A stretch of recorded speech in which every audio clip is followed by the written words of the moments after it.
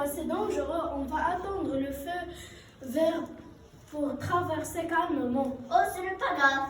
Quand je suis vert, tout le monde s'arrête. Quand je suis rouge, on peut traverser calmement. Tu dis stop. On s'arrête et on regarde avant de traverser. Je ne savais pas ce que vous parliez.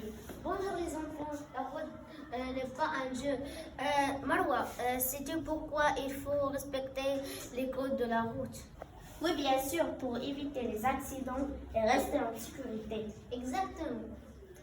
Sur le passage piéton, je regarde à gauche et à droite. Je respecte le feu et les panneaux. Protège tout le monde. Respectons les règles pour rentrer à la maison en toute sécurité. Sur la route, fais attention, car la route se partage, mais la vie ne remplace Pour pas. la journée nationale de la sécurité routière, les apprenants de CM2 vont vous présenter une pièce théâtrale intitulée En route, nous sommes en sécurité. Bonjour les enfants, aujourd'hui on est une campagne de sensibilisation de la sécurité routière pour que tous les utilisateurs de la route soient en sécurité. Vous avez le droit de poser des questions. Bonjour monsieur, j'ai un vélo et j'aimerais rouler avec la route. Que dois-je faire? La première des choses, tu dois respecter la signalisation routière et être attentive aux voitures et aux piétons. Et n'oublie pas de mettre un casque.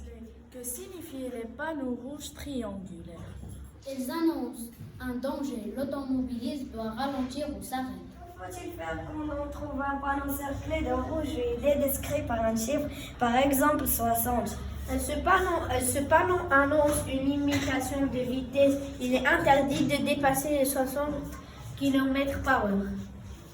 Que doit-il faire pour éviter tout danger?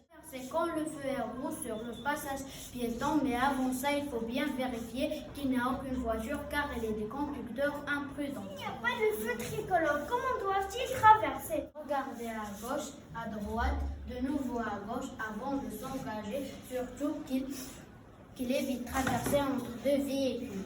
Vos conseils qui peuvent nous être utiles dans notre vie. Soyez très prudents sur la route les enfants et restez vigilants car la vie est précieuse. Maintenant, vous avez beaucoup de choses sur la sécurité routière. C'est à vous de transmettre les conseils aux parents. Dites-leur qu'il faut toujours mettre la ceinture de sécurité en tant qu'automobiliste et porter le casque en tant que cycliste et surveiller la vitesse et surtout éviter les distractions comme le téléphone qui cause des accidents mortels.